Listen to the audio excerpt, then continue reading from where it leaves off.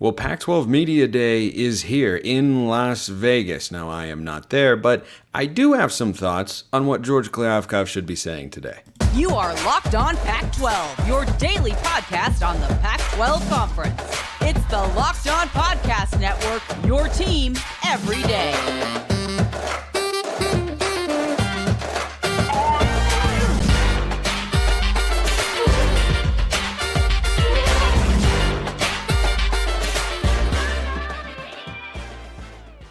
Welcome, everybody, to another episode of Locked On Pac-12. I'm your host, Spencer McLaughlin. Thank you so much for making this your first listen or your first view of the day. Part of the Locked On Podcast Network, your team every day, and your number one source to stay up to date with our media rights-free and beloved Conference of Champions. Like, comment, subscribe, rate, review, please, and thank you wherever you listen to or watch the show. We'll be talking about the fact today that there's no media deal, and there's no media deal expected, but there have been some rumblings along that front. George Kliavkoff, Pac-12 Media preseason poll, and some potential future expansion candidates as well. But if I were George Kliavkoff, let's say I had the powers of Mystique from the X-Men movies, or Raven, depending on which timeline of films you are watching there, and I could transform into somebody and take his place, and I were going to the podium. Number one, I would be thinking, boy, this is going to be just jolly good fun. I can't wait for today. Now, maybe he is actually excited. Maybe he is, really optimistic about where the media rights stuff is at. Maybe he is actually excited to try and talk about football, answer questions, and all that sort of stuff. Maybe he is. I have a feeling he is aware of what is going to be presented to him today, and that is just nonstop questions, like, hurling tomatoes at someone who you're trying to embarrass if this is, the 7th century or whatever. Those tomatoes are just going to keep getting thrown, just boom, boom, boom, boom, boom, just all over the place. And it's going to be about the media deal. Now, if I'm George Kliavkoff, I do not overthink the room here. I keep it very simple. I keep it as positive as I can. I keep it truthful and honest as well. I would not try and have some grand, elaborate scheme. Now, if he wants to come out and just drop the media deal when no one is expecting it, that would be kind of cool. I don't expect that to happen, though, nor does anybody else. So let's say that isn't happening. I don't expect, nor do I think he should come out and say anything bombastic. I don't think he should be firing shots. Last year he was kind of having this back and forth publicly with Brett Yormark and the Big 12 because all the realignment stuff was fresh and new, and now it's just kind of seeped into our brains. Like when you pour water into the carpet, it's on top for a moment, but then it just kind of sits down.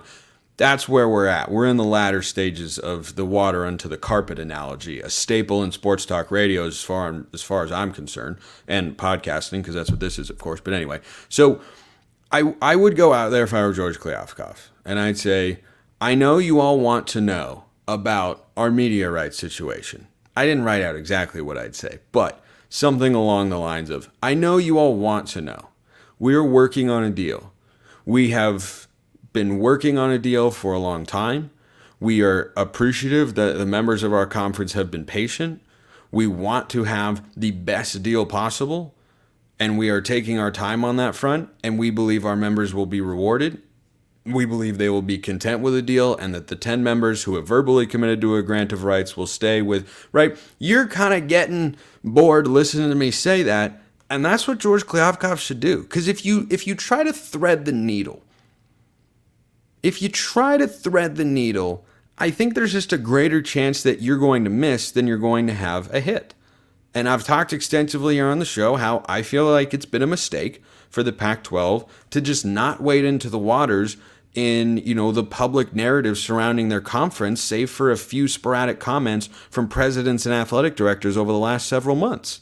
I don't think that's done good things for the conference. I think it's actually done some harm to the conference.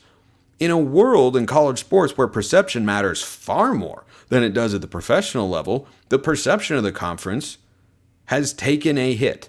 Now, it's not the sort of catastrophic blow that USC and UCLA announcing they were leaving was, But it's still something that if I had to advise him, I'd say, nah, I wouldn't have done that. I understand it's annoying, it's frustrating. You're trying to deal with, a media world with plenty of misinformation and people just kind of saying stuff and making it up and whatnot.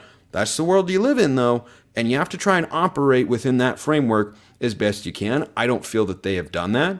But if you're George Kliavkoff, if you try to come out and all of a sudden respond to all of that stuff at one time and the perception around your conference and everything, if you try to, take on too much, if you're trying to, flip the narrative around your conference in one press conference, that's going to feel like trying to plug a fire hose with a pebble, right? There's too much to do that you could solve it in, one speech or one question and answer session. I would keep it upbeat. I would keep it positive. I would keep it standard. And I'd say, this is where we're at. We're confident. And here's the biggest thing. Here is the biggest piece of advice, because this has been one of the missteps that the Pac-12 has made over the last several months. Don't give a deadline. Don't give a deadline. The deadlines, or general ones, whatever you want to call them, those have been the worst thing for the conference over the last 6 months or so. We're going to be done in a few weeks. End of March, middle of June, end of June. I don't want to hear any of those sorts of comments. As a Pac-12 fan, I don't want to hear that. And if someone asks you about it, say you don't have a date. We don't have a specific date. And if someone says, well, do you expect to get it done before the season? Yeah, that is our goal. Don't commit to anything hard, because clearly this deal is taking longer to figure out than people are expecting, and then even some Pac-12 people, presidents and athletic directors, were expecting. Remember, back in March, I had a couple shows, one in particular I recall, in which I said, hey, it looks like this deal is coming soon. I don't know why else you would give a hard deadline the way that Pac-12 people were doing at the time. And then when they miss that, that just continues to add fuel to the fire. And look, the fuel of hating on the Pac-12 and ripping it and saying it's terrible, no good, very bad, marked for death, everything like that, that's standard operating procedure at this point. But you don't want to pour gasoline on the fire by saying, yeah, we're gonna have a deal by July 27th, 6 days from now. That'd be what, next Thursday, something like that. And then Thursday rolls around and you don't have it. It's not going to be, I think, if George Kliavkoff does what I'd advise him to do, it's not going to be flashy, it's not going to be sexy, it's not going to be eye-popping. What he says, this is going to be the first time we'll have seen him speak in many, many months. And I don't think he should come out and try to blow the doors off everybody unless you have a deal. Unless you have a deal to report, I don't see the upside in doing that. I think there's only downside there. And the other thing that he should do, frankly, is kind of lean into the narrative that's played out over the last couple of days, which is there are reports that more linear partners or more partners have come to the table who haven't been there in a long time. Look, George Kliavkoff knows better than you or I how legit those reports and rumors are, but if they are real, and if there are people at the table who haven't been there in a long time, you don't have to name them. Media entities probably don't want you to, but there's no reason you can't lean into that and say the reports you've seen over the last couple of days are reflective of the conversations that we have been having as a group, as a unit. And that's that we have interested parties, we're working to craft the best deal possible, and we're optimistic about what we're going to be able to land. That's it. Easy. Done. Signed, sealed, delivered. That's what I expect him to do. Now, there is something else with regards to the media rights stuff. Two things, actually, that I find notable. One of them is that some of you haven't gone and checked out eBay Motors yet. Because if you're trying to build a championship team, it's all about making sure every player is a perfect fit. It's the same when it comes to your vehicle. Every single part, whether it's shocks, I've had a lot of work done on my car over the years. Every part's got to fit just right. So the next time you need parts and accessories, head to eBay Motors. With eBay Guaranteed Fit, you can be sure every part you need fits right. Timing, I've had a lot of things replaced in my car over the years. If that stuff didn't fit right, guess what? I'd have a problem. But eBay Motors makes sure that isn't the case. Just go on there, add your ride to My Garage, and look for the green check to know if the part will fit or your money back. Because just like in sports, confidence is the name of the game when you shop on eBay Motors. And with over 122 million parts to choose from, you'll be back in the game in no time. After all, it's easy to bring home a win when the right parts are guaranteed. Get the right parts, the right fit, and the right prices on ebaymotors.com. Let's ride. As always, I've completed a refreshing, revitalizing, invigorating second segment sip. Two other things on the media deal here to wrap this discussion up is if you're George Kliavkoff and you're going out there and you know you're going to answer questions about the media deal or people are going to ask them, don't dodge them. Because throughout these many, many months, the Pac-12 has not really been forthcoming with a plethora of information. George Kliavkoff hasn't spoken on the record in months. I think it was like February's the last. I don't even remember. It's been that long, and we've gone through so many news cycles since then. So you shouldn't dodge those questions because that's how you get a bad look. If someone comes to you and says, "What can you tell us about the latest on the media rights talks?" We're working on it. No, it can't be anything short. It can't be anything brief. It can't be anything dismissive. You can't overlook it. Don't dodge it. Take the question and, like I said, play into the narrative. Because the narrative over the last 48 hours has actually been positive, which is we have people coming back to the table here that are interested in buying our media rights, in bidding on our conference, and we are working to sort that out to craft the best deal possible. Lean into that sort of stuff. That's what I would do. You're looking for positivity here. Simple, positive. Those should be the words that George Kliavkoff repeats in his head. Now, the latest that we've been hearing on the deal with regards to that positivity, this has been reported several places, is that it is not going to be an all-streaming deal. Remember when people thought that was going to be a thing? Yeah, fun times.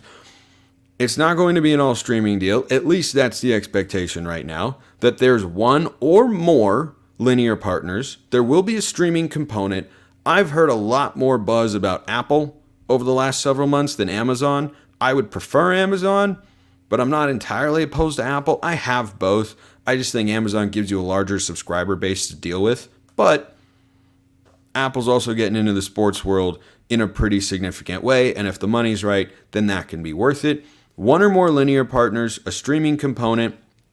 And the thing that's even more noteworthy than that, frankly, because that's kind of what I've expected the entire time, is I think it'll be ESPN, Apple, and maybe somebody else. You know, maybe the CW snags a few games. Maybe my dream, Ion.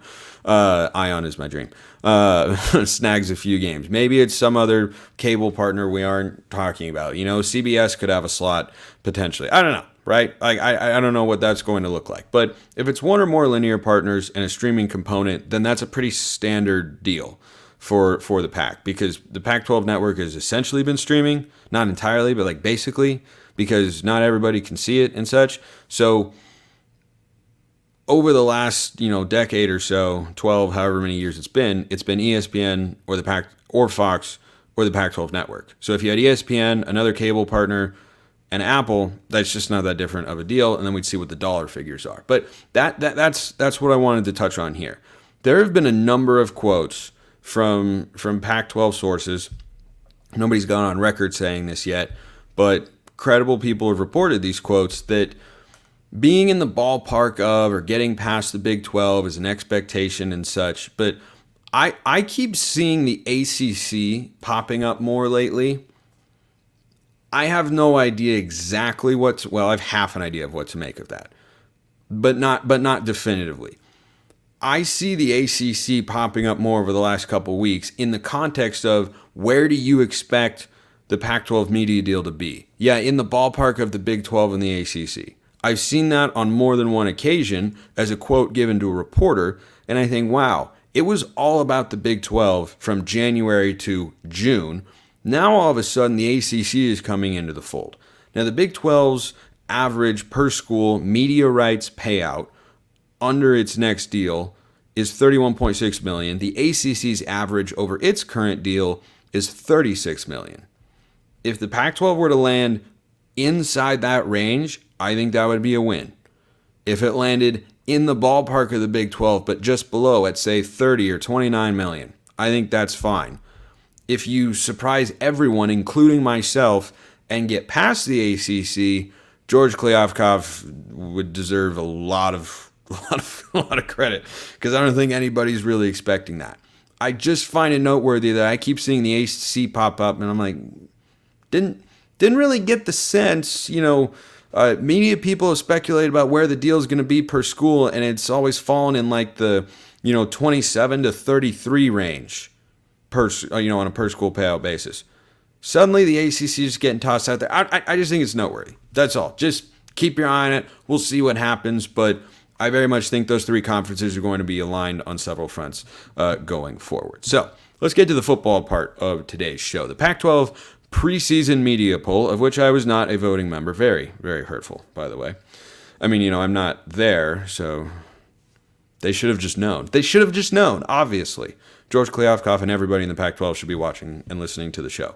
I thank all of you for doing that, by the way. But no surprise, the preseason number one team, according to the media, is USC. That's who I would have voted for. They received 25 of 36 first-place votes. Now, what happens after that is interesting and telling about what the season is actually going to look like, I think. So the preseason media poll goes as follows. First, USC. Second, Washington. Third, Utah, the two-time defending champs. Fourth, Oregon. Fifth, Oregon State. Sixth, UCLA. Seventh, Washington State. Eighth, Arizona. Ninth, Cal. 10th, Arizona State. 11th, Colorado. And 12th, Stanford. Now, I agree with USC at the top. I agree with Stanford at the bottom. I could flip Colorado and Arizona State, perhaps. I could flip Cal and Arizona, perhaps. I could flip Washington State and UCLA, perhaps. But I think the top five are correct in that they are the top five. I think USC should be 1. I think Oregon State should be 5. But the middle 3 there are what I find to be most compelling, and I think will drive a lot of the excitement this season. So Oregon, Utah, and Washington all play, and Oregon State, by the way, at 5th, all play each other. And I remember last year the whole debacle, but the saga, because the Pac-12 is all about sagas, but like the bad kind, not the Star Wars kind, though the sequels are pretty bad in Star Wars. So the saga of who gets into the Pac-12 championship game because of tiebreakers, that was a word I was searching for a moment ago, the tiebreaker saga is just primed to set itself up again. Because Washington, I believe, goes at Utah. Let me double check that real quick. But Washington is... no, that game is in Seattle. Sorry. So Utah goes at Washington.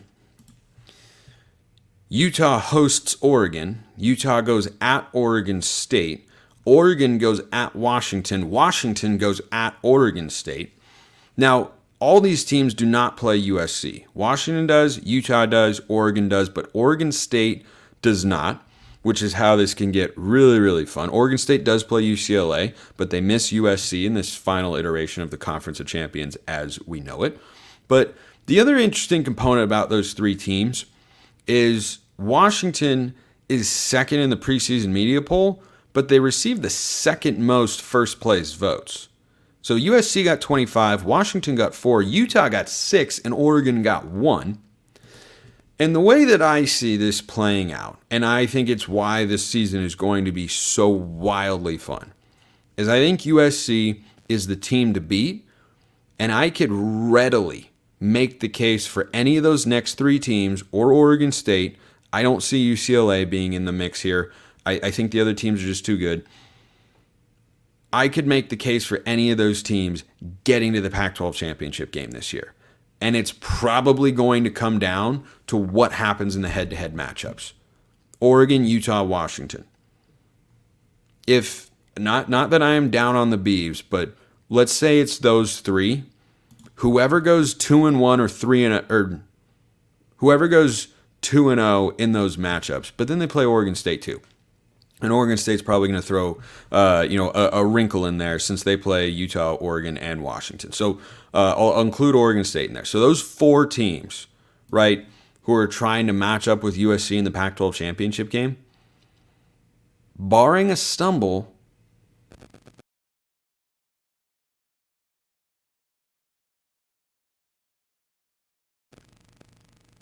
probably going to come down to who's got the best record against each other.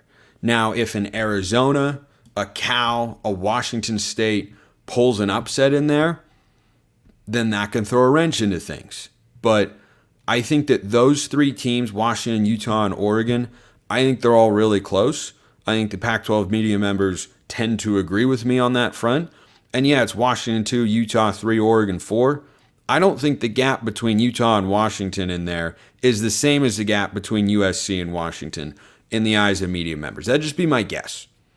That would be my guess, and that's how I see it as well. Is I think there's USC, and then there's not a huge gap. USC is, the favorite in my view to win the conference, but they're not, what's a good example? They're not Clemson in a down ACC. It's not like it's Clemson and then the second best team is no good, right? Or the Big Ten has the two divisions. One's got Michigan, Ohio State, and the other one does not. It's not that sort of gap to where whoever wins the Michigan-Ohio State game is going to win the Big Ten. I don't think it's like that. But I think USC is the best team here because they have the best player at the most important position and a dynamic, really smart, really capable, championship winning, by the way, coach in Lincoln Riley. And I think for Utah, Washington, Oregon, and Oregon State, it'll come down to how they beat each other. That's going to be 3 games for everybody. Whoever goes 2-1, probably going to have a good chance and could still need help from somebody else depending on how the tiebreakers play out. But man, I can't wait to get to schedule predictions. That is going to be wildly fun. Those start in August, by the way. Yeah, I know.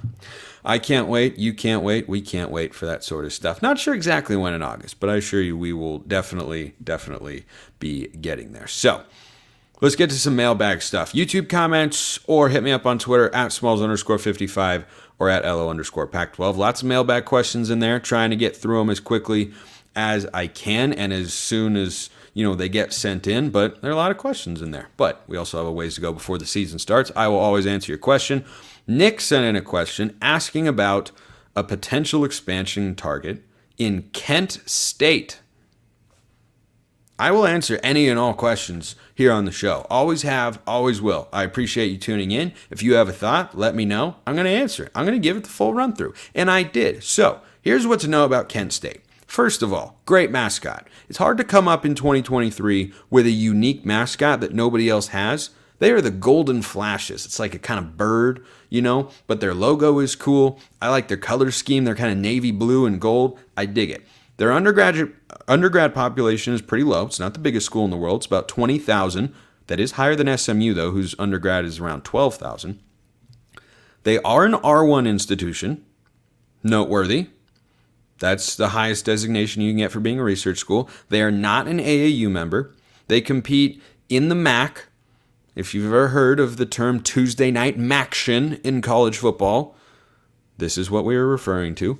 The schools that they share that conference with are Akron, Bowling Green, Ohio, Miami of Ohio, Ball State, Central Michigan, Eastern Michigan, Northern Illinois, Toledo, and Western Michigan. Now, this is where things kind of start to go down. Now, they would represent a different time zone, right? They would represent an Eastern expansion for the Pac-12. However, they are not a top target here. They have never ended a college football season in their history ranked in the top 25. Their men's basketball program has made the NCAA tournament several times, but I don't think they've gotten out of the first round before. They did get in last year. They've had a good couple of seasons there. But my overall verdict on them would be guilty of being a candidate that can't get in right now. I don't think there's any shot here. They haven't ever been mentioned. I don't think they compete in a conference that a Power 5 school would consider for expansion there. I think the only two, I want to be sure about this. Big East in basketball could qualify, but again, not having football kind of hurts them in a major way in that sense. But I think the only conferences where you're going to look to for expansion are the American and the Mountain West. For college football, that's cream of the crop for G5 conferences that you're going to look at and have schools and programs that can actually compete. Kent State's record against real Power 5 schools the last several years, no bueno. Not good. They're getting housed. They're a lot. That's just not a school, not a program that would bring enough to justify their addition. Now, we're going to talk about another school that, would also get creamed, but might be able to justify it in the pack. I'll get to that in a sec. But I think in order for Kent State to ever be a target, again, the geography is interesting. An R1 school, okay, that's not something you can necessarily ignore, but they're a small brand in Ohio. SMU, who's one of the Pac's top targets for expansion right now, they're a small brand in Dallas-Fort Worth, in that area, which is massive, which is why you can justify it. Kent State in Ohio is a small brand in Ohio. I don't think that's as appealing to the Pac-12. So, never say never, but this is not something that could happen within a reasonable amount of time, shall we say. In 30 years, perhaps. But in the current expansion timeline, no, I don't see it. All right, last question here of the day to wrap up the week of shows from Vince. Just started watching your videos in the last week, and they're great. Thank you, sir. Very well-rounded and holistic takes. Well, this guy likes the show. I very much appreciate that. Can you rate these potential realignment schools for the Pac-12? Air Force, Boise State, Tulane, Rice, UTSA, and North Dakota State. So, I'm going to start with my view of how these schools are probably ranked, and then I'll go to the Pac-12's view and how they're probably ranked. In my view of those schools, right, non-SMU San Diego State targets, most of which, by the way, at one time or another, have been mentioned here on this very show. I would have Boise as the number 1. I would have Tulane number 2, UTSA 3, Rice at number 4, North Dakota State at number 5. I put Boise number 1 because if I had my way, the Pac-12 would go to 14 at San Diego State, SMU, Boise, and Fresno. So I would like them right here and now. That's not going to happen. So Boise State would certainly be my number 1 option there because they'd be among my top options outside of San Diego State and SMU right now. Tulane has got a hot brand right now, finished in the top 10 for the second time in their program's history. They are a school to monitor, shall we say. Watch what they are doing. They are putting some money into facilities. They are a rising brand in the American Conference. They just beat USC in the Cotton Bowl. That's a big, big deal. And the American just got gutted. And Tulane could be the team or the brand to kind of take over, be the dominant power there. So I'd put Tulane number 2. UTSA, that's in the American Conference. Watch to see what they do number 3. Again, you bring in the Texas component. I think that has inherent interest for the Pac-12, which is why I have Rice ahead of North Dakota State. But Rice also plays, though very poorly, FBS football. North Dakota State is FCS. So the FCS to FBS jump can happen. James Madison just did it. They went from FCS to FBS in Conference USA. But you have to do that before you can be considered to go to a Power 5 conference. That's just the lay of the land, and I don't disagree with that mentality. You have to show that you can belong in a higher caliber conference, not just be an FCS dominant program the way North Dakota State is. Now, in the view of the Pac-12, I think they would, their criteria and priorities are different than yours and different than mine. I think their number 1 option would be Tulane because they have the academics. They're AAU. They're in New Orleans. Their football brand's kind of hot right now. Tulane, I think, would be number 1 of this group. I think Rice would be number 2 because they're in the state of Texas. Houston is where Rice University is located, and they would be the Northwestern of the Pac-12. They would be a premier, elite, top-shelf academic institution, and frankly, of all these targets, though it's to my chagrin, I could even see the Pac-12 prioritizing Rice over Tulane. Their academics are that good, and we know the Pac-12 cares about that a great deal. I would imagine amongst this group, UTSA might even be above Boise. It's hard to know, but UTSA is an R1 institution. So they are heavily into the research space, which we know the Pac-12 values, and Boise State is just not right now. So I think the Pac-12 would see it as UTSA over Boise and North Dakota State again last because of the FCS factor. So my ranking of those 5 schools, oh my gosh, I just forgot to put Air Force in there. So I apologize for that. That was just an oversight in my notes. But I think in my view, I would put Air Force as above UTSA and below Tulane. So my 6 schools would go Boise, Tulane, Air Force, UTSA, Rice, North Dakota State. I think in the view of the Pac-12, they would go Tulane, Rice, maybe 1A, 1B. I think Air Force might be 3rd. Now, having the government involved there could be kind of tricky. They might not want to deal with that, which would be understandable. But I would think they would be a more likely target, given they play in the Mountain West, than UTSA, that's just now joining the American and has been in Conference USA. So I would say the Pac-12 would probably go Tulane, Rice, Air Force, UTSA, Boise, the North Dakota State. I would rank those candidates as Boise, Tulane, Air Force, UTSA, Rice, and North Dakota State. Great question. Can't wait to see what happens at media days. Hopefully we get a deal soon, but I'm not counting on it. Appreciate everyone listening. I will see you next time. Have a great weekend, and until then, hope you have a wonderful rest of your day.